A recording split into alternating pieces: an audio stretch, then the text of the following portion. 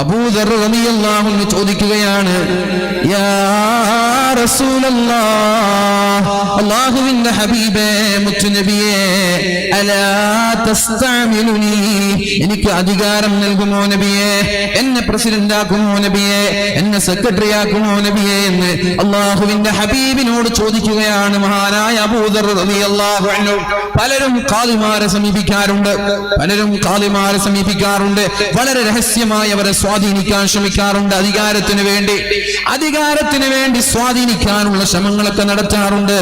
അപ്പോഴാണ് അല്ലാഹുവിന്റെ ഹബീബായ നബി തങ്ങൾ മഹാനായ അബൂ ദർ റളിയല്ലാഹു അൻഹുവിനോട് പറയുന്നത്, യാ അബാ ദർ, അല്ലയോ അബൂ ദർ എന്നവരെ, ഫളറബ ബിയദിഹി അലാ മൻകിബി, എന്റെ ഷോൾഡറിൽ നബി തങ്ങൾ ഇങ്ങനെ തട്ടി, എന്റെ ഷോൾഡറിൽ നബി തങ്ങൾ ഇങ്ങനെ അടിച്ചു. എന്നിട്ട് നബി എന്നോട് പറഞ്ഞു, യാ അബാ ദർ, അബൂ ദർറേ, ഇന്നക ലഈഫുൻ, നീ ബലഹീനനാണ്, നിനക്കത് പറ്റൂല അബൂ ദർറേ, അതിനൊക്കെ ചില യോഗ്യതയുണ്ട്. എല്ലാവർക്കും ഉന്നതമായ സ്ഥാനത്തിരിക്കുന്നത് കണ്ട് നീ ഇത് കുതിക്കണ്ട. ഇന്നക ലഈഫുൻ, നീ ബലഹീനനാണ്, നിനക്കത് കഴിയില്ല. വഇന്നഹാ അമാന, അത് വിശ്വസ്തതയാണ്, അതൊരു അമാനത്താണ്. അധികാരം എന്നുള്ളത് അമാനത്താണ്, അധികാരം എന്നുള്ളത് ഉത്തരവാദിത്തമാണ്. ആ അമാനത്ത് ഒരാൾ ഏറ്റെടുത്തിട്ട് അതിനോട് ചതി കാണിച്ചാൽ അല്ലാഹു തആല സ്വർഗ്ഗം ഹറാമാക്കുമെന്നല്ലേ പറഞ്ഞത്. അതുകൊണ്ട് ഈ ഒരു അമാനത്ത്, ഈ ഒരു ഉത്തരവാദിത്തം ഭംഗിയായി നിർവഹിക്കാൻ നിനക്ക് കഴിയില്ല അബൂ ദർറേ, നീ ലഈഫാണ്, നീ ബലഹീനനാണ്. എന്നിട്ട് പറഞ്ഞു, വഇന്നഹാ യൗമൽ ഖിയാമത്തി ഖിസിയും വനദാമ, ഇത് ഖേദമാണ്. നാളെ മഹ്ശറയിലെത്തിയാൽ അധികാരം എന്നുള്ളത് ഖേദമാണ്, നിന്ദയാണ് അബൂ ദർറേ. കേൾക്കണം, അധികാരമോഹികൾ, സ്ഥാനമോഹികളായ ആളുകൾ, അധികാരത്തിന് വേണ്ടി വടം വരിക്കുന്ന ആളുകളെ ശ്രദ്ധിക്കണേ. അല്ലാഹുവിന്റെ ഹബീബിന്റെ ഈ വാക്കുകൾ, ഇന്നഹാ നദാമ, അത് ഖേദമാണ് അബൂ ദർറേ.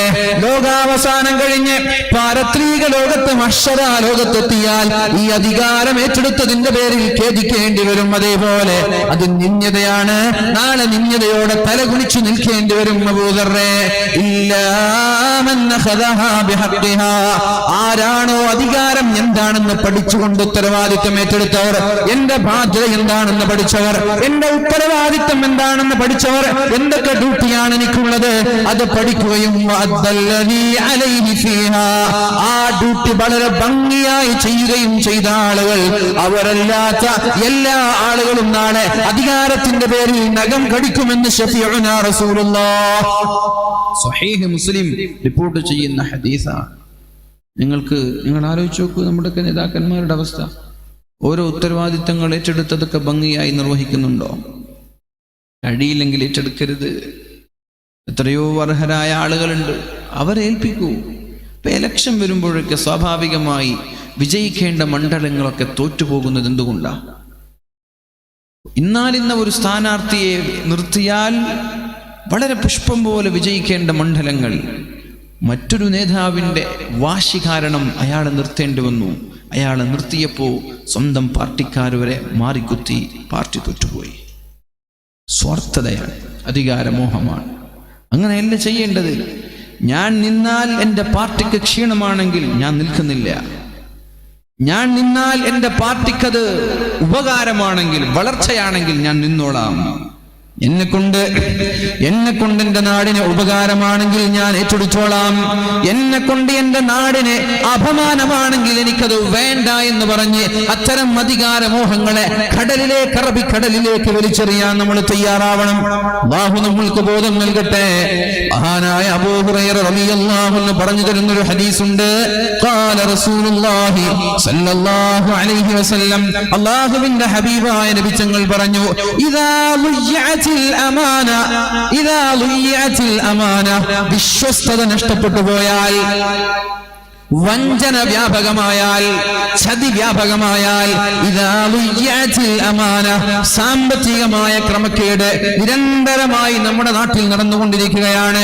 അറബികളെ പറ്റിക്കാൻ മടിയില്ലാത്തവർ, സ്വന്തം ജ്യേഷ്ഠന്മാരെ പറ്റിക്കാൻ മടിയില്ലാത്തവർ, മാതാപിതാക്കളെ പോലും സാമ്പത്തികമായി ചൂഷണം ചെയ്യാൻ ഒരു മടിയുമില്ലാത്തവർ, സമ്പത്ത് കിട്ടിയാൽ മതി, അത് ഹക്കും ഹലാലും ബാത്തിലും നോക്കാതെ പൈസ കിട്ടിയാൽ മതി എന്ന ചിന്തയോടെ ജീവിക്കുന്ന ആയിരക്കണക്കിന് ആളുകൾ.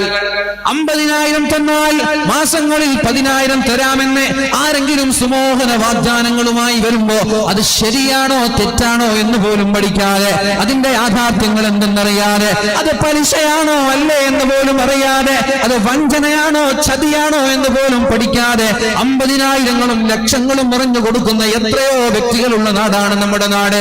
അങ്ങനെ ആളുകൾ ഇങ്ങനെ കൊടുത്തിട്ട് മാസം 10,000 വാങ്ങുന്നുണ്ട്. ആ പൈസ കൊണ്ടാണ് വീട്ടുകാരെ തീറ്റിക്കുന്നത്, ആ സമ്പത്ത് കൊണ്ടാണ് ഭാര്യയെ തീറ്റിക്കുന്നത്, ആ സമ്പത്ത് കൊണ്ടാണ് മക്കളെ തീറ്റിക്കുന്നത്. അള്ളാഹുവിനോട് ദുആ ചെയ്യുന്നത്. എന്താണ് അയാൾ തിന്നുന്നത്? ഹറാമ് തിന്നിട്ട്, ഭാര്യയ്ക്ക് ഹറാമ് തീറ്റിച്ചിട്ട്, മക്കൾക്ക് ഹറാമ് തീറ്റിച്ചിട്ട് അയാൾ അള്ളാഹുവിനോട് ദുആ ചെയ്യുന്നത്, യാ റബ്ബി യാ റബ്ബ്, അള്ളാഹുവേ എനിക്ക് ഉത്തരം ചാ അല്ലാഹ്, അല്ലാഹുവേ എനിക്ക് ഉത്തരം ചാറബേ. നിങ്ങൾ തഹജ്ജുദ് നിസ്കരിച്ചിട്ടല്ല എന്റെ പ്രിയപ്പെട്ട മുഅ്മിനീങ്ങളെ, കഅബയുടെ കില്ല പിടിച്ചിട്ട് മുൽതസം എന്ന് പറയുന്ന എന്ത് ചോദിച്ചാലും അല്ലാഹു ഉത്തരം നൽകുമെന്ന് ഉറപ്പ് നൽകിയ കഅബയുടെ മുൽതസമിന്റെ സമീപത്ത് ചെന്ന് ആ കഅബയുടെ വാതിൽ പിടിച്ചുകൊണ്ട് അല്ലാഹുവേ അല്ലാഹുവേ എന്ന് നിരന്തരമായി ഖിയാമത്ത് നാൾ വരെ ദുആ ചെയ്താലും അല്ലാഹു തിരിഞ്ഞു നോക്കുകയില്ല. കാരണം തിന്നുന്നത് ഹറാമാണ്. മറ്റൊരാളെ പറ്റിച്ചിട്ടാ നീ തിന്നുന്നത്, മറ്റൊരാളെ വഞ്ചിച്ചിട്ടാ നീ തിന്നുന്നത്. ഗൾഫിൽ നിന്ന് 2 കോടിയും 3 കോടിയൊക്കെ ലോൺ എടുത്ത് നാട്ടിലേക്ക് വരുന്നവർ, എന്നിട്ട് ഇവിടെ ബിസിനസ് നടത്തുന്നു, എന്നിട്ട് ഇവിടെ കച്ചവടം നടത്തുന്നു. 2-3 മാസം ആളുകൾ പറയും അയാൾ മുക്കി വന്നതാണ്, പരസ്പരം ആരും കാണാതെ രഹസ്യമായിട്ട് പറയും അയാൾ മുക്കി വന്നതാണ്. ഞാനിങ്ങനെ കുറച്ച് പോകും. അടുത്ത കൊല്ലം ഇലക്ഷൻ വരുമ്പോൾ അയാൾ പള്ളി പ്രസിഡന്റ് ആവും. ആദ്യമൊക്കെ ആളുകൾ എതിർപ്പുണ്ടായിരുന്നു, മുക്കിയതല്ലേ, പറ്റിച്ചതല്ലേ, അറബീനെ പറ്റിച്ച് വന്നതല്ലേ, ഹറാമല്ലേ. പിന്നെ പള്ളിയിങ്ങനെ പുതുക്കി പണിയുമ്പോൾ അയാൾ അങ്ങോട്ട് 50 ലക്ഷം അങ്ങോട്ട് എടുത്തു കൊടുത്തു. അപ്പോഴേക്കും അയാൾ ശുദ്ധനായി, അപ്പോഴേക്കും അയാൾ അധികാരത്തിന് യോഗ്യനായി, അർഹനായി. അടുത്ത പള്ളി പ്രസിഡന്റ് അയാളാണ്. ഇതെന്നാ നമ്മൾ നിർത്തുക? ഇത് നിർത്താതെ അള്ളാഹു നാട്ടിൽ സമാധാനം തരൂല. പച്ചയ്ക്ക് മറ്റൊരാളുടെ ഹറാമ് തിന്നിട്ട്, പച്ചയ്ക്ക് വഞ്ചിച്ച് ചതിച്ച് എത്ര ആളുകൾ വഴിയോരത്തായി പോയിട്ടുണ്ട്. തന്റെ ജീവിതത്തിന്റെ സമ്പാദ്യം നഷ്ടപ്പെട്ട് കരഞ്ഞു കലങ്ങിയ കണ്ണുമായി ജീവിതം ദിവസങ്ങൾ എണ്ണിത്തീർക്കുന്ന പാവങ്ങൾ മുതലാളിമാരായിരുന്നു ഒരു കാലത്ത്. അവരെ പറ്റിച്ചതാണ്, അവരെ ചതിച്ചതാണ്, സമ്പാദ്യം മുഴുവനും ഒടിച്ചു മാറ്റി നാട്ടിലേക്ക് മുങ്ങിയതാണ്. ഒന്നല്ല ആയിരക്കണക്കിന് സംഭവങ്ങൾ നമ്മുടെ നാട്ടിലുണ്ട്. അത്തരം ആളുകളെയാണ് നമ്മൾ പിന്നെ അധികാരം ഏൽപ്പിക്കുന്നത്. ഇവിടെ അല്ലാഹുവിന്റെ ഹബീബായ റസൂലുള്ളാഹി സ്വല്ലല്ലാഹു അലൈഹി വസല്ലമ തങ്ങൾ പറഞ്ഞത്, ഇദാ ളുയ്യത്തിൽ അമാന, അമാനത്ത് നഷ്ടപ്പെട്ടു പോയാൽ ഫന്തലിസ്സാ, ലോകാവസാനത്ത് നിങ്ങൾ കാത്തിരിക്കണേ, ഖിയാമത്ത് നാളിന് നിങ്ങൾ കാത്തിരിക്കണേ. എപ്പോ? അമാനത്ത് നഷ്ടപ്പെട്ടാൽ, വിശ്വസ്തത നഷ്ടപ്പെട്ടു പോയാൽ, വിശ്വസ്തത നഷ്ടപ്പെട്ടാൽ ഖിയാമത്ത് നാളിനെ പ്രതീക്ഷിക്കണം. അപ്പൊ മഹാന്മാരായ സ്വഹാബാക്കൾ ചോദിച്ചു, കൈഫ ഇദാഅതുഹാ യാ റസൂലല്ലാഹ്, നബിയേ എങ്ങനെയാണ് അമാനത്ത് നഷ്ടപ്പെട്ടു പോകുന്നത്? കൈഫ ഇദാഅതുഹാ യാ റസൂലല്ലാഹ്, നബിയേ എങ്ങനെയാണ് നബിയേ അമാനത്ത് നഷ്ടപ്പെട്ടു പോകുന്നത്? കേട്ടോട്ടോ, നബി സല്ലല്ലാഹു അലൈഹി വസല്ലമ തങ്ങൾ അതിന് മറുപടി പറഞ്ഞത്, ഇദാ ഉസ്നിദൽ അംറു ഇലാ ഗൈരി അഹ്ലിഹി ഫന്തലിരിസ്സാഅ, അനർഹരായ യോഗ്യതയില്ലാത്ത ആളുകളുടെ കൈകളിൽ അധികാരമെത്തിയാൽ, അനർഹരായ യോഗ്യതയില്ലാത്ത ആളുകളുടെ കൈകളിൽ അധികാരമെത്തിയാൽ ഫന്തലിരിസ്സാഅ, ലോകാവസാനത്തെ പ്രതീക്ഷിക്കണേ എന്ന് ശഫീഉനാ റസൂലുള്ളാഹ്. ഫന്തലിരിസ്സാഅ റവാഹുൽ ബുഖാരി, സ്വഹീഹ് ബുഖാരി റിപ്പോർട്ട് ചെയ്ത ഹദീസാണ്. കേന്ദ്രഭരണ പ്രദേശങ്ങളിൽ അള്ളിപ്പിടിച്ചു നിൽക്കുന്ന ചില രാഷ്ട്രീയ നേതാക്കന്മാരുണ്ട്. കേരളത്തിൽ നിന്ന് ഒതുക്കി നിർത്തിയപ്പോൾ അവർ കേന്ദ്രത്തിൽ പിടിച്ചു.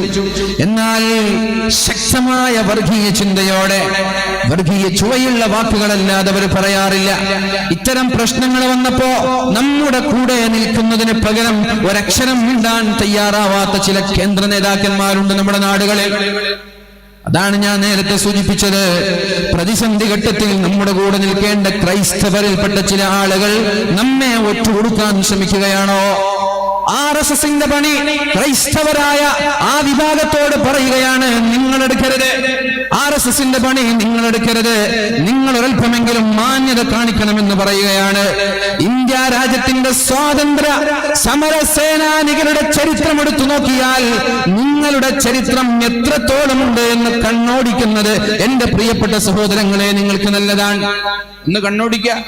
ഇന്ത്യ രാജ്യത്തിന്റെ സ്വാതന്ത്ര്യ സമര ചരിത്രത്തിൽ എത്രത്തോളം ക്രൈസ്തവ മതവിഭാഗത്തിന് ഈ രാജ്യത്തിന് വേണ്ടി പോരാടിയതിൽ, ഈ രാജ്യത്തിന് വേണ്ടി പോരാടി മരിച്ചു വീണതിൽ എത്ര ശതമാനം ആളുകൾ നിങ്ങളുടെ കൂട്ടത്തിലുണ്ട് എന്ന് നിങ്ങളൊന്ന് പഠിച്ചു നോക്കണം. RSSകാരെ മാത്രമല്ല പറയുന്നത്, ഈ രാജ്യത്തിന്റെ സ്വാതന്ത്ര്യ സമരത്തെ സത്യസന്ധമായി നിഷ്കളങ്കമായി പഠിക്കണം. ദയവ് ചെയ്ത് നാട്ടിൽ വർഗീയത ഉണ്ടാക്കരുത്. അനാവശ്യമായ ലവ് ജിഹാദിന്റെ പേര് പറഞ്ഞ് നമ്മുടെ നാട്ടിലുള്ള മുസ്ലിമീങ്ങളെ ഒറ്റുകൊടുക്കാൻ നിങ്ങൾ ശ്രമിക്കരുത്. എനിക്കറിയാം, ഇന്നലെ രാത്രി ഞാൻ എറണാകുളം ഭാഗത്ത് മൂവാറ്റുപുഴയിൽ ഒരു പ്രഭാഷണത്തിന് പോയി. ആ സദസ്സിലേക്ക് 2 ചെറുപ്പക്കാർ കടന്നു വന്നിട്ടുണ്ട്. 2 ചെറുപ്പക്കാർ കടന്നു വന്നു.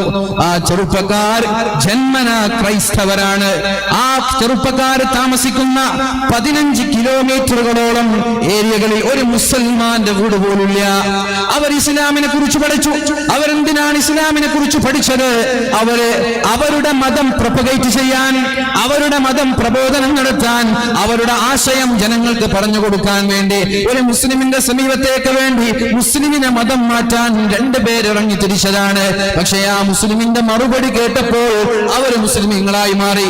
ഇസ്ലാമിൽ നിന്ന് മുസ്ലിമീങ്ങളെ ക്രൈസ്തവ മതത്തിലേക്ക് കൊണ്ടുപോകാൻ വന്നവർ, പക്ഷേ ആ മുസ്ലിമിന്റെ ആശയം കേട്ടപ്പോൾ അത് സത്യമാണെന്ന് മനസ്സിലായി ഇസ്ലാമിലേക്ക് കടന്നു വന്നു. 2 ചെറുപ്പക്കാർ, നല്ല ചെറുപ്പക്കാർ, 2 ചെറുപ്പക്കാർ. അവരാ പറഞ്ഞത്, ഇസ്ലാമിനെ കുറിച്ച് ഭീതിയോടെയാണ് ചെറുപ്പത്തിലെ ചർച്ചകളിൽ ഇസ്ലാമിനെ കുറിച്ച് പറയുന്നത്. ഭീതിയോടെയാണ് ഇസ്ലാം എന്ന മതത്തെ തന്നെ അവർ പരിചയപ്പെടുത്തുന്നത്. ഞങ്ങൾ ഇസ്ലാം എന്ന് പറയുമ്പോൾ എന്തോ ഒരു ഭയമായിരുന്നു ഞങ്ങൾക്ക്. പക്ഷേ മുസ്ലിം ആയപ്പോഴാണ് ഞങ്ങൾക്ക് മനസ്സിലായത്, ഇസ്ലാമിനെ പോലെ നല്ല ഒരു മതം ലോകത്തില്ലേ ഇല്ല. ഇസ്ലാമിനെ പോലെ മാന്യമായ ഒരു മതം ലോകത്തില്ലേ ഇല്ല. എത്രത്തോളം മോശമായിട്ടാണ് നമ്മുടെ കുട്ടിക്കാലത്ത്, എന്റെയൊക്കെ കുട്ടിക്കാലത്ത് ഞാൻ ഇസ്ലാമിനെ മനസ്സിലാക്കിയത്. അഥവാ ഞാൻ പറഞ്ഞു വരുന്നത്, നിങ്ങളുടെ മതങ്ങളിൽപ്പെട്ട ആളുകൾ നിങ്ങളുടെ ആശയങ്ങൾ വികലമായതിന്റെ പേരിൽ അച്ഛന്മാരെ ചോദ്യം ചെയ്ത് നിങ്ങളുടെ ബൈബിളുകളിലുള്ള പുതിയ നിയമങ്ങൾ ഇരിക്കുമ്പോഴല്ലേ ഒരു അന്തസ്സുള്ളത്, അതല്ലേ ഒരു മാന്യത, അതല്ലേ ഒരു അഭിമാനം. അതുകൊണ്ട് ഒറ്റ കൊടുക്കുന്ന പണിക്കാരും നിൽക്കരുത്. വഞ്ചന അത് ലോകം മാപ്പ് നൽകൂല. ചതിക്ക് ഇസ്ലാം മാത്രമല്ല, ലോകം മാപ്പ് നൽകൂല. ചതിയന്മാർ ചതിയിലൂടെ മരിക്കേണ്ടി വരും. റസൂലുള്ളാഹി സ്വല്ലല്ലാഹു അലൈഹി വസല്ലമ തങ്ങൾ പറഞ്ഞത്, ഇദാ ഉസ്നിദൽ അംറു ഇലാ ഗൈരി അഹ്ലിഹി ഫന്തദിരിസ് സാഅ. അധികാരം അനർഹരായ ആളുകളുടെ കയ്യിൽ ലഭിച്ചാൽ ഫന്തദിരിസ് സാഅ, ലോകാവസാനത്തെ നിങ്ങൾ കാത്തിരിക്കണമെന്ന് ശഫീഉനാ റസൂലുള്ളാഹി സ്വല്ലല്ലാഹു അലൈഹി വസല്ലം. വളരെ നേരത്തെ നമ്മൾ സൂചിപ്പിച്ച ഹദീസ്, ഇദത്തുഖിദൽ ഫൈഉ ദിവലാ, പൊതുമുതൽ അന്യായമായി ഉപയോഗിക്കുന്ന ഒരു കാലം വരിക. പൊതുമുതൽ അന്യായമായി ഉപയോഗിക്കുന്ന ഒരു കാലം വരിക. രാജ്യത്തിന്റെ 4000 കോടി സമ്പാദ്യവുമായി മുതലാളിമാര് നാട് വിട്ട് മറ്റുള്ള രാജ്യങ്ങളിലേക്ക് പോവുക, ബ്രിട്ടനിലേക്ക് പോവുക, ലണ്ടനിലേക്ക് പോവുക. 4000 കോടി. ഈ 4000 കോടി ഉണ്ടെങ്കിൽ എത്ര പാവങ്ങൾക്ക് ഇവിടെ ഭക്ഷണം കൊടുക്കാൻ പറ്റുമായിരുന്നു? രാജ്യത്ത് അധികാരികൾ തന്നെ ഒറ്റുകൊടുക്കുക. ഈ രാജ്യത്തിന്റെ സമ്പാദ്യം മുഴുവനും നശിപ്പിക്കുക. രാജ്യം വളരണമെന്ന് ആർക്കാ ഇവിടെ താല്പര്യമുള്ളത്? ആർക്കാ താല്പര്യമുള്ളത്? ഞാൻ പറഞ്ഞല്ലോ, നേരത്തെ സൂചിപ്പിച്ചില്ലേ, എല്ലാവർക്കും സ്വന്തം വളർച്ചയാ ഇഷ്ടം. അതെല്ലാവരുടെ അവസ്ഥ അങ്ങനെ. നമ്മളൊരു മാറ്റം വരണതിൽ ആത്മാർത്ഥമായി, ഇപ്പോൾ നമ്മളൊരു മുസ്ലിം ആണെങ്കിൽ ഇസ്ലാമിനോടൊരു ആത്മാർത്ഥമായ സ്നേഹം ഉണ്ടാവണം. നമ്മളൊരു ഏതെങ്കിലും ഒരു പാർട്ടിയിൽ പ്രവർത്തിക്കുന്നവരാണ്, LDF-ലോ UDF-ലോ മുസ്ലിം ലീഗിലോ ഏതെങ്കിലും ഒരു പാർട്ടിയിൽ പ്രവർത്തിക്കുന്നവരാണെങ്കിൽ ആ പാർട്ടിയോട് കൂറ് വേണം. പാർട്ടിയെ ഒറ്റുകൊടുക്കുന്നവരാവരുത്. പാർട്ടിയെ കൂടെ നിന്നിട്ട് പാർട്ടിക്ക് സപ്പോർട്ട് ചെയ്യുന്നതിന് പകരം പാർട്ടിയുടെ പ്രതിസന്ധിയിൽ പാർട്ടി വിട്ട് മറ്റൊരു പാർട്ടിയിൽ ചേരുക. രാവിലെ ആകുമ്പോഴേക്കും അദ്ദേഹത്തിന്റെ അണികൾക്ക് പുതിയ വാർത്ത കിട്ടുകയാണ്. എന്താണ്? എന്റെ നേതാവ് പാർട്ടി മാറിയെന്ന്. അപ്പൊ ഇന്നലെ വരെ സിന്ദാബാദ് വിളിച്ച പാർട്ടിക്കാരൊക്കെ ആരായി? നമ്മുടെ ഭാഷയിൽ പറഞ്ഞ സസ്യായി മാറി നമ്മുടെ പാർട്ടിക്കാരൊക്കെ. ഇതുണ്ടാവരുത്. ഇത് വഞ്ചനയാണ്, ഇത് ചതിയാണ്. അവർക്ക് കാലം മാപ്പ് നൽകൂല. രണ്ടാമത്തേത് പറഞ്ഞത് വൽ അമാനതു മഗ്നമാ, വൽ അമാനതു മഗ്നമാ, വിശ്വസ്തത കിട്ടാകനിയായി മാറുക. വാട്സപ്പിലെ ഏതെങ്കിലും ഗ്രൂപ്പുകളിൽ നടക്കുന്ന ചർച്ചകൾ, ഇതൊക്കെ വലിയ അപകടമാണ്. നിങ്ങൾ ഇതൊക്കെ നിസ്സാരമായി കാണുന്നുണ്ടാകും. വാട്സപ്പിലുള്ള ഏതെങ്കിലും ഗ്രൂപ്പുകളിൽ നടക്കുന്ന ചർച്ചകൾ, ആ ഗ്രൂപ്പിലുള്ള മെമ്പർമാര് മറ്റുള്ള ആളുകൾക്ക് ഒറ്റുകൊടുക്കുന്നത് ചതിയല്ലേ? അത് വഞ്ചനയല്ലേ? വിശ്വസ്തത കിട്ടാക്കനിയായി മാറുക. നല്ല ഒരു ക്ലോസ്ഡ് ഗ്രൂപ്പുകളിൽ നടന്ന ചർച്ചകൾ പിറ്റേ ദിവസം രാവിലെയാകുമ്പോഴേക്കും വോയിസ് ലീക്കായി, അയാളുടെ വോയിസുകൾ ലീക്കായി, പിന്നെ നാട്ടിൽ ചർച്ചയായി, പ്രശ്നമായി, അടിപിടിയായി, കോലാഹലങ്ങളായി. എന്താണ് അങ്ങനെ ഒരു കോലാഹലങ്ങൾക്ക് കാരണം? ഈ ക്ലോസ്ഡ് ആയ ഒരു വാട്സപ്പ് ഗ്രൂപ്പിൽ നടന്ന ഒരു ചർച്ചയാണ് മാന്യതയില്ലാത്ത, അന്തസ്സില്ലാത്ത, ഒരു താന്തോന്നി പുറത്തുള്ള ആളുകൾക്ക് വിട്ടുകൊടുത്തത്. ചതിയന്മാരായ, നുണയന്മാരായ, വഞ്ചകന്മാരായ ആളുകൾ. ലോകം നിങ്ങൾക്ക് മാപ്പ് തരുമോ? നിങ്ങളിങ്ങനെ ചതി പണിയെടുക്കുകയാണെങ്കിൽ സ്വന്തം കുടുംബത്തിൽ നിന്ന് ചതി അനുഭവിക്കാതെ മരിച്ചു പോകൂല എന്നാണ്. മറ്റൊരാളെ നമ്മൾ ചതിച്ചാൽ നമ്മുടെ സ്വന്തം കുടുംബത്തിൽ നിന്ന് ചതി അനുഭവിക്കാതെ നമ്മൾക്ക് മരിക്കാൻ കഴിയില്ല. നിങ്ങളൊക്കെ അങ്ങനെ ചെയ്യാറുണ്ടോ? നിങ്ങൾക്കൊരാളൊരു വാട്സപ്പ് വോയിസ് അയച്ചു തന്നു, അത് നിങ്ങൾ എന്ത് ചെയ്യുക?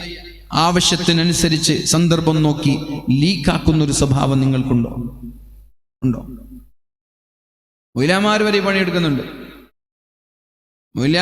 പണിയെടുക്കുന്നുണ്ട്. നമ്മളൊക്കെ വാദനൊക്കെ വിളിക്കുമ്പോൾ പലപ്പോഴും കാണാറുള്ളതാണ്. എന്ത് പരിപാടി, ആരൊക്കെ ഉണ്ട്, ആരാ സംഘടിപ്പിക്കുന്നത് എന്നൊരു വോയിസ് നമ്മൾ ഇട്ടാൽ നിങ്ങൾ മൗലവിമാരായിരിക്കുമല്ലോ വാദനൊക്കെ വിളിക്കുക. അതെടുത്തിട്ട് ഈ വോയിസ് അതിൻ്റെ കൂടെ, അവരുടെ കൂടെ ഒരു തഫ്സീറും, മനസ്സിലായോ? നമ്മുടെ ഒരു വോയിസ്, അതിൻ്റെ കൂടെ ഒരു തഫ്സീർ, അയാളുടെ ഒരു 10 മിനിറ്റ് വിശദീകരണം. ഇങ്ങനെ ചതിയന്മാരായ ആളുകൾ ഉണ്ടാവുക. നമ്മളൊരാളോടൊരു സംസാരം, ഫോൺ കോളുകൾ കട്ട് ചെയ്യാറില്ല, റെക്കോർഡ് ചെയ്യാറില്ലേ? രാഷ്ട്രീയ നേതാക്കന്മാർക്ക് നിരന്തരമായി വിളിക്കുക, അയാളുടെ സമ്മതമില്ലാതെ അയാളുമായി സംസാരിച്ച ആ ഭാഗങ്ങൾ ഫേസ്ബുക്കിലൂടെയോ വാട്സപ്പിലൂടെയോ പ്രചരിപ്പിക്കുന്നത് പച്ച ഹറാമാണത്, നുണയാണത്. മറ്റൊരാളുടെ സമ്പത്ത് അപഹരിക്കുന്നത് പോലെയുള്ള ഏറ്റവും വലിയ മഹാപാപമാണ് ഒരാളുടെ അഭിമാനത്തെ നിങ്ങൾ പിച്ചു ചീന്തുന്നത്. ഒരു മുസ്ലിമിന് മറ്റൊരാളുടെ 3 കാര്യങ്ങൾ ഹറാമാണ്, തൊടാൻ പാടില്ല. ഏതൊക്കെയാണ് 3 കാര്യങ്ങൾ? അയാളുടെ അഭിമാനത്തെ പിച്ചു ചീന്താൻ പാടില്ല. അഭിമാനം വളരെ പ്രധാനമാണ്. മറ്റൊരാളുടെ അഭിമാനത്തിന് ക്ഷതമേൽക്കാൻ സാധ്യതയുള്ള ഏതെങ്കിലും ഒരു രഹസ്യം നിങ്ങളുടെ കൈകളിൽ ഉണ്ടെങ്കിൽ ദയവ് ചെയ്ത് നിങ്ങളത് പുറത്തുവിട്ടാൽ അല്ലാഹുവിന്റെ കോടതിയിൽ മാപ്പില്ലാതെ നരകത്തിന്റെ ഭയാനകമായ ശിക്ഷകൾ അനുഭവിക്കേണ്ടി വരും. അത് രാഷ്ട്രീയ നേതാക്കന്മാരായാലും ശരി. ഫേസ്ബുക്കിലൂടെയൊക്കെ ഫേക്ക് ഫാബ്രിക്കേറ്റഡ് വാർത്തകൾ നമ്മൾ നിരന്തരമായി കാണും. അത് നമ്മൾ അങ്ങോട്ട് ഫോർവേഡ് ചെയ്യും. എന്താ കാരണം? അയാൾ നമ്മുടെ എതിർ പാർട്ടിയാണ്. ചെയ്യരുത്. എതിർ പാർട്ടിയായാലും മറ്റൊരാളുടെ അഭിമാനത്തെ പിച്ചു ചീന്തുന്ന, സ്വകാര്യതയെ പിച്ചു ചീന്തുന്ന ഒരു വാർത്ത പോലും നമ്മൾ പ്രചരിപ്പിക്കാൻ പാടില്ല. പൊതുവിഷയങ്ങൾ നമ്മൾക്ക് എന്ത് ചെയ്യാം? പൊതുവിഷയങ്ങൾ അഥവാ നമ്മുടെ രാജ്യത്തിന്റെ പൊതുമുതലൊക്കെ കട്ടുതിന്നുന്ന ആളാണെങ്കിൽ അവരൊക്കെ പരസ്യമായി വിചാരണ ചെയ്യണം. അതല്ലാതെ അയാളുടെ വ്യക്തിപരമായ ജീവിതത്തിൽ അയാൾ ആരോടോ പഞ്ചാരടിക്കുന്ന ഫോട്ടോ നിങ്ങൾ കണ്ടു, അതങ്ങോട്ട് എടുത്തിട്ട് അതിനെ വളരെ ആസൂത്രിതമായിട്ട് ഇലക്ഷൻ സമയമാകുമ്പോഴേക്കും ലീക്കാക്കാം. ചില ആളുകൾക്ക് ചില പരിപാടിയുണ്ട്. കാസർഗോട്ടിലെ ചില ചെറുപ്പക്കാർക്കൊക്കെ പരിപാടി ഉണ്ട്. എന്തെന്നറിയോ? നാട്ടിലുള്ള പ്രമാണിമാരായ മുതലാളിമാരെ പിടിക്കാൻ. കൂടെ ഒരു പെണ്ണുണ്ടാവും. ആ പെണ്ണിനിങ്ങനെ തീറ്റിപ്പോറ്റിക്കൊണ്ട് നടക്കുക. ഈ പെണ്ണിനോട് നാട്ടിലുള്ള മുതലാളിയോട് നമ്പറും കൊടുത്തിട്ട് ചാറ്റ് ചെയ്യാൻ പറയാം.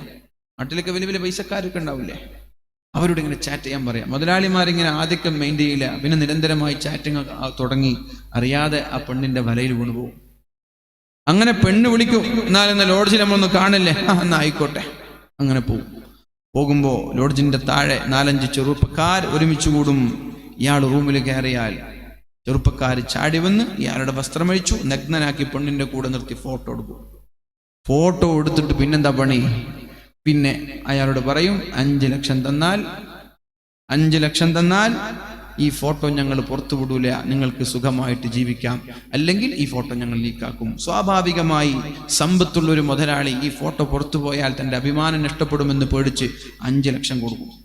അങ്ങനെ ഈ കുട്ടികൾ 5 ലക്ഷം അടിച്ചു മാറും, സുഖിച്ച് ജീവിക്കും. ഒരു 2-3 മാസം കഴിയുമ്പോൾ വണ്ടിയും അടിച്ചു പൊളിയും കള്ളും കുടിയും കഞ്ചാവൊക്കെ കഴിഞ്ഞ് 5 മാസം കഴിയുമ്പോൾ പൈസ തീരും. അപ്പോൾ വീണ്ടും വരും മുതലാളിയുടെ പിന്നാലെ, ഇതാ നിങ്ങളുടെ ഫോട്ടോ ഞങ്ങൾ ഡിലീറ്റ് ചെയ്തിട്ടില്ല, 2 ലക്ഷം തരണം. അയാൾ വീണ്ടും 2 ലക്ഷം കൊടുക്കും. ഇങ്ങനെ മരണം വരെ തന്റെ നഷ്ടപ്പെട്ടു പോയ അഭിമാനം, തന്റെ കയ്യിൽ നിന്ന് നഷ്ടപ്പെട്ടു പോയൊരു ഫോട്ടോയുടെ പേരിൽ, അറിയാതെ ഒരു ദുർബലമായ നിമിഷത്തെ പെട്ടുപോയതിന്റെ പേരിൽ വർഷങ്ങളോളം ലക്ഷങ്ങൾ കൊടുത്ത് തമ്മാടിക്കൂട്ടങ്ങളെ വളർത്തിക്കൊണ്ടിരിക്കുന്ന ആളുകളുണ്ട്. അത്തരം അപകടങ്ങളിലോ കെണിയിലോ പെട്ടുപോയ ആണുങ്ങളോ പെണ്ണുങ്ങളോ ഉണ്ടെങ്കിൽ അതേപോലെ സ്ത്രീകളും പെട്ടുപോവാറുണ്ട്. എങ്ങനെ? പെണ്ണുങ്ങൾ വീട്ടിലുള്ള നല്ല നല്ല ഉമ്മമാര് പെട്ടുപോവാറുണ്ട്. എങ്ങനെയെന്നറിയോ? മിസ്കോളിലൂടെ ബന്ധപ്പെടും. ആണുങ്ങളില്ലാത്ത സമയത്ത് വീട്ടിൽ കയറും, ആ പെണ്ണുമായി ഇടപെടും. എന്നിട്ട് പെണ്ണിന്റെ കൂടെ നഗ്നമായിട്ടോ അല്ലാതെയോ ഉള്ള ഫോട്ടോകളോ വീഡിയോകളോ കൈക്കലാക്കി ആ മനുഷ്യന്, ആ ചെറുപ്പക്കാരനെ പെണ്ണിനെ വേണമെന്ന് തോന്നുമ്പോ ഈ ഫോട്ടോ അയച്ചു കൊടുക്കും. ഇതാ ഞാൻ പുറത്തുവിടുകയാണ്, ഞാൻ പറഞ്ഞ പൈസ തരണം, ഞാൻ പറഞ്ഞ പൊന്ന് വേണം, ഞാൻ പറഞ്ഞ സ്ഥലത്തേക്ക് ഇറങ്ങി വരണം. പെണ്ണിന് യാ അല്ലാഹ് എന്റെ ഫോട്ടോ പുറത്തു വീണാലോ എന്റെ കുടുംബം പോകും, എന്റെ മക്കള് പോകും, എന്നെ ഇനി ഇങ്ങനെ ഞാൻ തല ഉയർത്തി നടക്കും. കൈ ചെയിൻ എടുത്ത് അയച്ചു കൊടുക്കും, കാൽ ചെയിൻ എടുത്ത് അയച്ചു കൊടുക്കും, കയ്യിലുള്ള സ്വർണങ്ങളൊക്കെ കൊടുക്കും, കയ്യിലുള്ള പൈസയും കൊടുക്കും. ഇടയ്ക്കിടെ അയാളുടെ ശാരീരിക ആവശ്യത്തിന് വഴങ്ങി കൊടുക്കുകയും ചെയ്യും.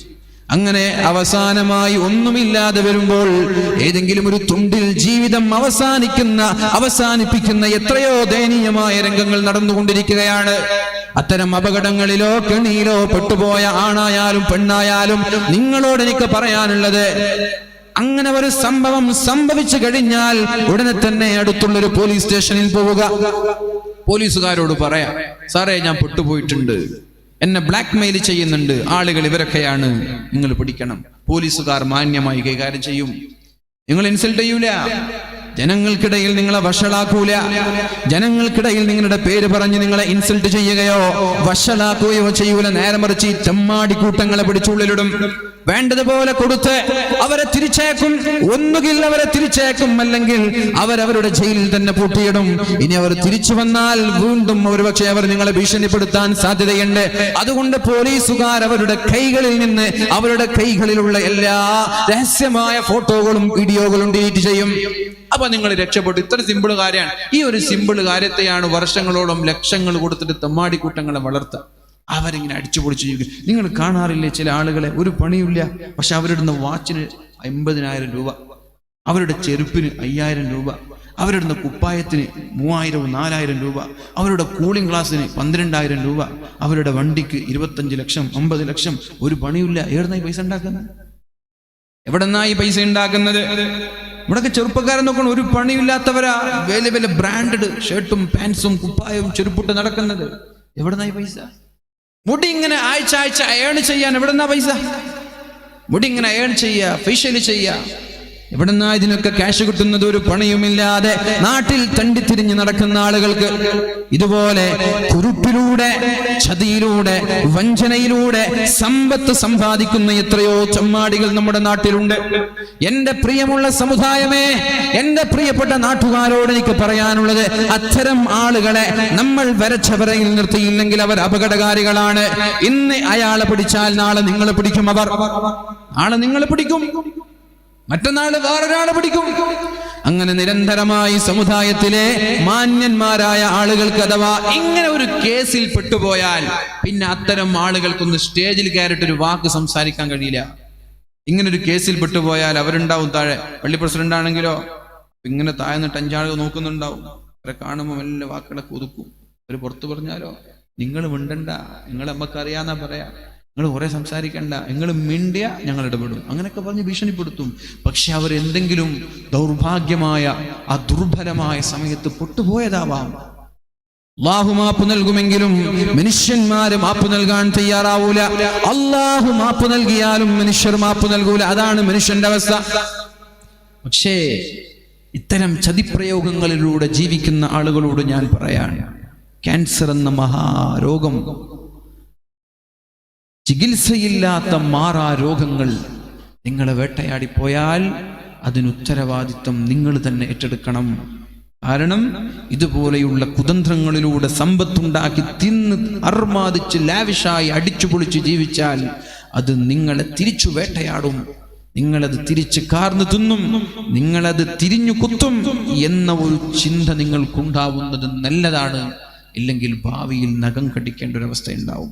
അല്ലാഹു നമ്മെ രക്ഷപ്പെടുത്തട്ടെ.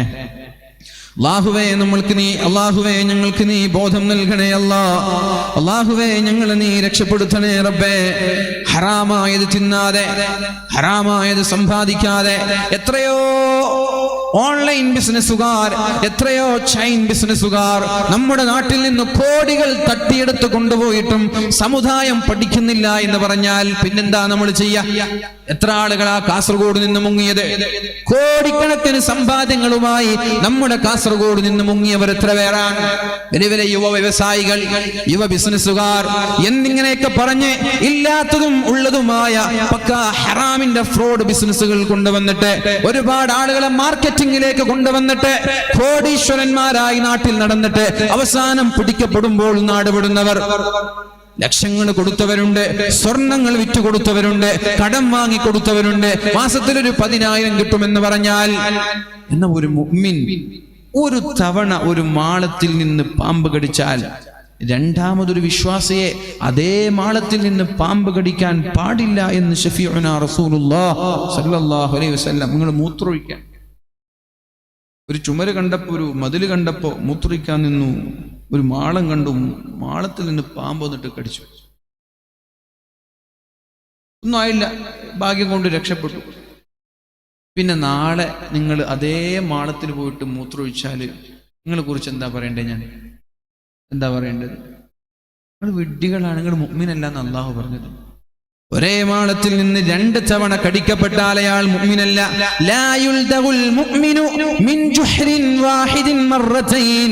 ഒരേ മാളത്തിൽ നിന്ന് 2 തവണ ഒരാൾ കടിക്കപ്പെട്ടാൽ, ബോൾ കളിക്കുന്നതിനിടയിൽ നമ്മുടെ പന്ത് കൊണ്ടുപോയി ഒരു മാളത്തിൽ വീണു, കുട്ടികൾ ചാടിപ്പോയി പന്തെടുത്തു, പാമ്പ് കുത്തി.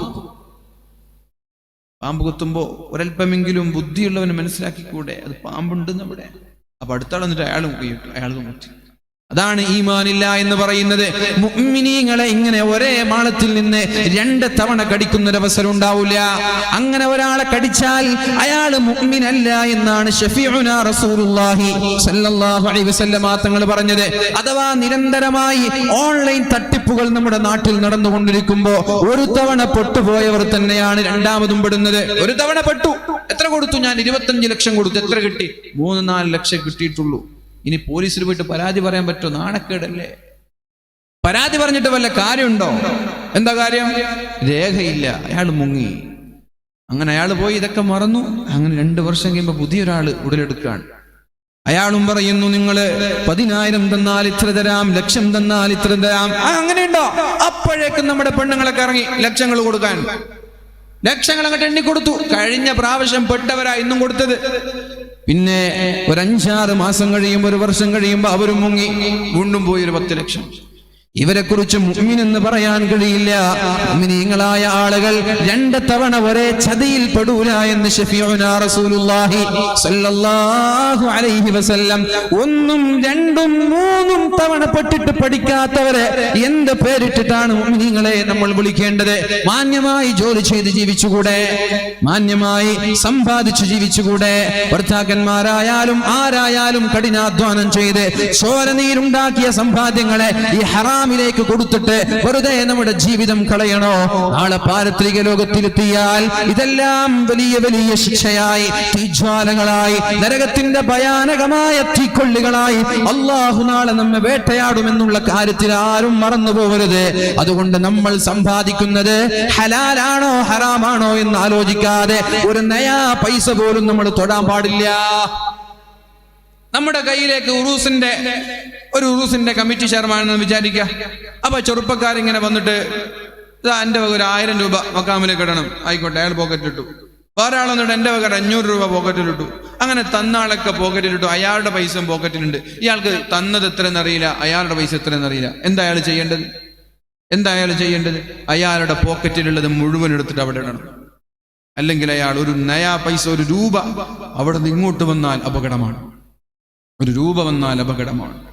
അങ്ങോട്ട് എത്ര പോയാലും കുഴപ്പമില്ല. അതിനാണ് ആരെങ്കിലും ഒരാൾ പള്ളിക്ക് ഒരു ക്യാഷ് തന്നാൽ ഉടനെ തന്നെ 1000 ആണെങ്കിൽ അതിന്റെ റെസീറ്റ് മുറിക്കുക, അവർക്ക് അയച്ചു കൊടുക്കുക. ഇനി നിന്റെ പോക്കറ്റിലിട്ടാ കുഴപ്പമില്ല. വേറൊരാൾ 5000 തന്നു, റെസീറ്റ് മുറിച്ചു, 5000ന്റെ റെസീറ്റ് അയാൾ കൊടുത്തു, നിന്റെ പോക്കറ്റിലിട്ടു പൈസ. അങ്ങനെ പൈസ നിന്റെ കയ്യിലൊക്കെ ഇങ്ങനെ കലങ്ങി അങ്ങോട്ടും ഇങ്ങോട്ടൊക്കെ ആയി അവസാനം റെസീറ്റ് മറിച്ചു നോക്കുമ്പോ ഇന്നൊരാൾ 1000 തന്നിട്ടുണ്ടല്ലോ, നിങ്ങളുടെ കയ്യിലാണല്ലോ തന്നത്, ഞാൻ തരാം, കൊടുത്തു. 5000 തന്നിട്ടുണ്ടല്ലോ, രേഖയുണ്ട് ഇവിടെ. ഒരു നയാ പൈസ പോലും നമ്മളിലേക്ക്, പള്ളിയുടേതോ മറ്റുള്ള പൊതുമുതൽ നമ്മുടെ സമ്പത്തിലേക്ക് ചേരൂല ഉടനെ തന്നെ റെസീറ്റ് മുറിച്ചു കൊടുത്താൽ. ഇല്ലെങ്കിൽ റെസീറ്റ് മുറിച്ചു കൊടുക്കാത്ത പണിയാണെങ്കിൽ സ്വാഭാവികമായി പെടും. അത് സൂക്ഷിക്കുന്നത് നല്ലതാണ്. ഉദാഹരണം, ഞാൻ ആന്ധ്രാപ്രദേശിലൊരു മദ്രസ നിർമ്മിച്ചു കൊടുത്തു. ഇപ്പൊ എടുത്തിട്ട് ഞാനില്ലേ, എൻ്റെ പൈസ ഒന്നുമില്ല. ആന്ധ്രാപ്രദേശിലെ സാമ്പത്തികമായി പ്രയാസം അനുഭവിക്കുന്ന ഒരു നാട്ടിൽ പോയിട്ട് ഒരു മദ്രസ നിർമ്മിച്ചു. 12 ലക്ഷം രൂപയുടെ ഒരു മദ്രസയാണ്. പല ആളുകൾ ഗൾഫിൽ നിന്ന്, നാട്ടിൽ നിന്നൊക്കെ പല ആളുകൾ ക്യാഷ് തന്നു, അക്കൗണ്ടിലേക്ക് ട്രാൻസ്ഫർ ചെയ്തു. അപ്പൊ ഞാൻ എന്ത് ചെയ്യണം? എന്റെ അക്കൗണ്ടിലുള്ളതും അതും കൂടിക്കലരാതിരിക്കാൻ ഒരാൾ എനിക്കിത് 10000 നിങ്ങളുടെ അക്കൗണ്ടിലിട്ടു എന്ന് പറഞ്ഞാൽ ഉടനെ തന്നെ റെസീറ്റ് എഴുതി വെക്കണം ഞാൻ. ഇല്ലെങ്കിലോ ഞാൻ എങ്ങാനും മറന്നുപോയി ഏതെങ്കിലും ഒരാളുടെ രേഖ എനിക്ക് തന്നത് വിട്ടുപോയാൽ അള്ളാന്റെ കോടതിയിൽ എനിക്ക് സമാധാനം പറയാൻ കഴിയോ? മറ്റൊരാളുടെ ഒരു രൂപ എന്റെ സമ്പത്തിലേക്ക് വന്നാൽ ഞാൻ പെട്ടുപോയില്ലേ? അതുകൊണ്ട് സാമ്പത്തികമായി സൂക്ഷ്മത കാണിക്കാതെ അല്ലാഹു തആല ഒരാളുടെ പ്രാർത്ഥനയും സ്വീകരിക്കൂല എന്നാണ് പരിശുദ്ധ റസൂലുള്ളാഹി സ്വല്ലല്ലാഹു അലൈഹി വസല്ലമ തങ്ങൾ പറഞ്ഞത്. യാ റബ്ബ്, യാ റബ്ബ്, അല്ലാഹുവേ എനിക്കത് തരണേ, ഇത് തരണേ എന്ന് ദുആ ചെയ്താൽ അന്നാ യുസ്തജാബു ലഹ്, എങ്ങനെയാണ് ഞാൻ അയാൾക്ക് ഉത്തരം നൽകേണ്ടത്? വതഅമുഹു ഹറാം, അയാൾ തിന്നത് ഹറാമാണ്. മശ്റബുഹു ഹറാം, അയാൾ കുടിച്ചത് ഹറാമാണ്. വമൽബസുഹു ഹറാം, അയാളുടെ വസ്ത്രം ഹറാമാണ്. വഹുദിയ ബിൽ ഹറാം, ഹറാം കൊണ്ട് ആവരണം ചെയ്യപ്പെട്ട, ഹറാം കൊണ്ട് പൊതിയപ്പെട്ട ഒരാൾ അല്ലാഹുവിനോട് എത്ര ദുആ ചെയ്താലും എത്ര പ്രാർത്ഥിച്ചാലും അല്ലാഹു തആല അവരുടെ ദുആ സ്വീകരിക്കൂല എന്ന് ശഫീഉനാ റസൂലുള്ളാഹ് സല്ലല്ലാഹു അലൈഹി വസല്ലം. അല്ലാഹു നമ്മെ രക്ഷപ്പെടുത്തട്ടെ, എല്ലാവിധ പ്രയാസങ്ങളിൽ നിന്നും രക്ഷപ്പെടുത്തട്ടെ. ഞാൻ അവസാനമായ ഒരു ഹദീസും കൂടി പറഞ്ഞ് എന്റെ വാക്കുകൾ ഞാൻ ഉപസംഹരിക്കുകയാണ്. മഹാനായ ഫുളാലത്ത് ഇബ്നു ഉബൈദ് റളിയല്ലാഹു അൻഹു റിപ്പോർട്ട് ചെയ്യുന്ന ഹദീസാണ്. ഇമാം അഹ്മദ് തങ്ങൾ പഠിപ്പിച്ചു തന്ന റിപ്പോർട്ട് ചെയ്ത ഒരു ഹദീസാണിത്. ഖാല റസൂലുള്ളാഹി സല്ലല്ലാഹു അലൈഹി വസല്ലം, നബി തങ്ങൾ പറയുകയുണ്ടായി, ഫി ഹജ്ജത്തിൽ വദാ, അവസാനത്തെ നബി തങ്ങളുടെ ഹജ്ജിൽ വെച്ചിട്ട്, വിട പറയുന്ന ഹജ്ജിൽ വെച്ചിട്ട് വിടവാങ്ങുന്ന പ്രഭാഷണം അല്ലാഹുവിന്റെ ഹബീബ് നടത്തുമ്പോൾ ലക്ഷക്കണക്കിന് അനുയായികളാണ് ആ ഹജ്ജിന് വേണ്ടി കടന്നു വന്നത്. അവരെ സാക്ഷി നിർത്തിയിട്ടാണ് നബി തങ്ങൾ പറഞ്ഞത്, അലാ ഉഖ്ബിറുകും ബിൽ മുഅ്മിൻ, മുഅ്മിൻ ആരാണെന്ന് ഞാൻ നിങ്ങളോട് പറഞ്ഞു തരട്ടെ. ആരാ ഈ മുഅ്മിൻ എന്ന് പറഞ്ഞാൽ? ആരാണ് മുഅ്മിൻ? മുഅ്മിനിന്റെ ഡെഫിനിഷൻ എന്താ? അലാ ഉഖ്ബിറുകും ബിൽ മുഅ്മിൻ, ഒരു വിശ്വാസി ആരാണെന്ന് ഞാൻ നിങ്ങൾക്ക് പറഞ്ഞു തരട്ടെയോ? അല്ലാഹുവിന്റെ ഹബീബ് പറഞ്ഞു, മൻ അമിനഹുന്നാസു അലാ അംവാലിഹിം വ അൻഫുസിഹിം, മറ്റൊരാളുടെ തനിക്കവകാശപ്പെടാത്ത, തന്റെ ജ്യേഷ്ഠന്റേതായാലും മനുഷ്യന്റേതായാലും പിതാവിന്റേതായാലും അയൽവാസിയുടേതായാലും കൂടെയുള്ള പാർട്ട്ണറുടേതായാലും തനിക്കവകാശമില്ലാത്ത ഒരു നയാ പൈസ പോലും തിന്നാത്തവനാണ് മുഅ്മിനെന്ന് ശഫീഉനാ റസൂലുള്ളാഹ്. അപ്പൊ തിന്നാലോ അയാൾ മുഅ്മിനല്ല. മറ്റൊരാളുടെ സമ്പാദ്യം തിന്നാൽ അയാൾ മുഅ്മിനല്ല. കമ്മീഷൻ വാങ്ങുന്നവർ മുഅ്മിനല്ല. എങ്ങനെ കമ്മീഷൻ? പള്ളിക്ക് വേണ്ടി നമ്മൾ പിരിക്കാൻ വേണ്ടി ഗൾഫിലേക്ക് പോവുകയാണ്, പള്ളിക്ക് വേണ്ടിയിട്ട് പള്ളിയിൽ നിന്ന് 10ഉം 20ഉം 30ഉം ലക്ഷവും പിരിച്ചു വന്നിട്ട് ഇവിടെ വന്നു നോക്കുമ്പോൾ പിരിച്ചതിന്റെ 40%, 30%, 10%, 20% ഒക്കെ പിരിക്കാൻ വേണ്ടി പോകുന്നവർ അവർക്ക് നൽകുകയാണെങ്കിൽ ആ തിന്നുന്നത് ഹറാമാണെന്ന് മനസ്സിലാക്കണേ എന്റെ പ്രിയപ്പെട്ട മുഅ്മിനീങ്ങളെ, അതെങ്ങനെയാണ് നമ്മൾക്ക് ഹലാലാവുന്നത്? ആളുകൾ തന്നത് പള്ളിക്കാണ്. പള്ളി നിർമ്മിക്കാൻ ആളുകൾ തന്നതിന്റെ 30% നിന്റെ വയറ് വീർപ്പിക്കാൻ ഉപയോഗിക്കാൻ നിനക്ക് എങ്ങനെയാ ധൈര്യം വന്നത്? ഇല്ലേ? വീട്ടിലേക്കൊക്കെ പല റിസീവർമാരും വരും, സ്ഥാപനങ്ങളുടെ റിസീവർമാർ, പള്ളിയുടെ മദ്രസയുടെ പിരിവിന് വേണ്ടിയിട്ട് പല ആളുകൾ വരും. കുഴപ്പമില്ല, നല്ല കാര്യമാണ്. പക്ഷേ അവർ രാവിലെ മുതൽ വൈകുന്നേരം വരെ വീട് വീടാന്തരം കയറി പള്ളിയും സ്ഥാപനത്തിന്റെയും പേര് പറഞ്ഞിട്ട് 1000, 2000 കിട്ടി ഒരു ദിവസം. 30 ദിവസം നടന്നപ്പോ 60,000 അല്ലെങ്കിൽ 1,00,000 രൂപ അയാൾ കിട്ടി. പിന്നെ പള്ളിയുടെ സംഘാടകർ അവരോട് പറയാണ്, ഇതിന്റെ 30% നിനക്കാണ്. എത്ര? 1,00,000 കിട്ടിയ 30,000 രൂപ അയാൾക്കാണ്. നാട്ടുകാർ അയാൾക്കാണോ 30,000 കൊടുത്തത്? പള്ളി നിർമ്മിക്കാനല്ലേ, മദ്രസയ്ക്കല്ലേ? പിന്നെ എങ്ങനെ അയാൾക്ക് അവകാശപ്പെടും? കമ്മിറ്റിക്കാർക്ക് ശമ്പളം കൊടുക്കാം, നീ ജോലി ചെയ്തതിന്റെ ശമ്പളം കൊടുക്കാമെന്നല്ലാതെ പള്ളിക്ക് വേണ്ടി കൊടുത്തതിന്റെ 30% കൊടുക്കലും വാങ്ങലും ഹറാമാണ്. ഒരു മനുഷ്യന്റെ വയറ് വീർപ്പിക്കാനാണോ പള്ളിക്ക് വേണ്ടി നൽകിയ സമ്പത്തിനെ നമ്മൾ ഉപയോഗപ്പെടുത്തേണ്ടത്? എന്തൊരു മോശമാണത്!